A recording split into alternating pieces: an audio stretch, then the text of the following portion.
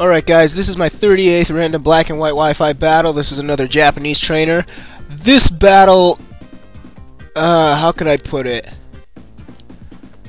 This battle taunted me, so you'll see what I mean later on. So I'm going to start with Among Us, and they're going to start with High Dragon. Now, this Humongous is raised in hit points and special attack, so it's not too sturdy in terms of defenses. No, so he goes for a Draco Meteor. I survive with 18 points, so if I didn't invest in, mostly in special attack, if I invested in special defense, it would have probably taken that Draco Meteor a little better, even though it had the Jewel to help power it up. But I get the Toxic off. He goes for Crunch, and that's going to unfortunately take out my Among Us.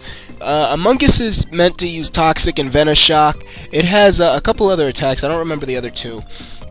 But anyway, I go into my Salamence. Now, this Salamence is ancient. This Salamence I made when I first started doing narrations. This was my sub-dancing Salamence I introduced in the Diamond and Pearl era. And by then, I used to be known as Crimson Shadow when I used this Salamence. That's how old that Salamence is. So, I set up the sub twice. He ends up breaking the first one. The second one he's not going to break, so it gives me the opportunity to set up a Dragon Dance.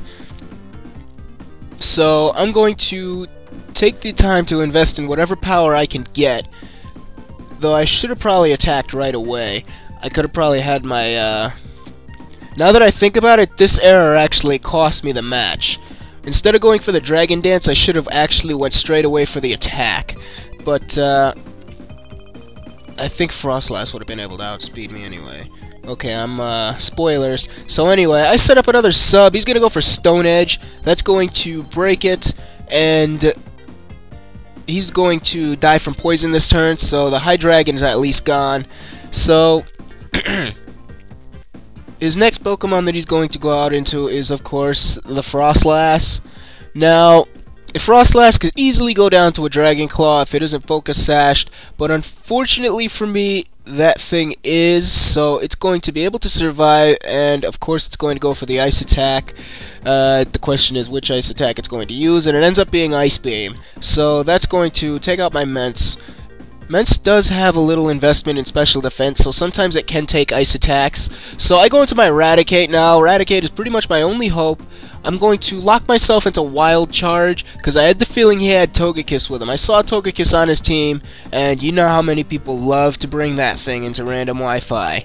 That thing is broken beyond belief. So he does end up sending out Togekiss, so locking myself into Wild Charge was the smartest thing to do.